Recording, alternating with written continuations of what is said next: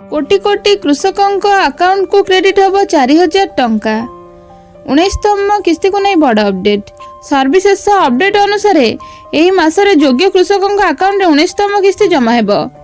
केवल एतिक नुहे गणमाध्यम रिपोर्ट में कहुई एपरी कोटी कोटी चाषी अच्छा जो मान अकाउंट रे 2000 टंका नुहे 4000 टंका जमा हेब। यार अर्थ होचे एमाने सही कृषक जो मानक 18तम किस्तिर लाभ मिलना।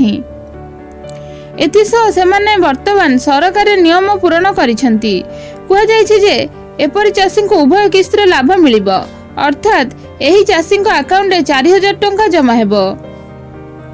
वास्तव में योग्य हेबा सत्वे कृषक माने किछि वैषयिक त्रुटि जोगु 18तम किस्ती वंचित होइथिले। 19तम किस्ती समय रे एपरी कृषकों को शामिल कराजिबो बोली कहुई। सूत्ररु प्रकाश जे एभली कृषकों एक पृथक तालिका प्रस्तुत करा जायछि। 2000 टंका नुहे 4000 टंका किस्ती एहीपरि चाषी अकाउंट को हस्तांतर कराजिबो। तेबे सरकार एभली कौनसी सरकारी घोषणा करिनाहांती।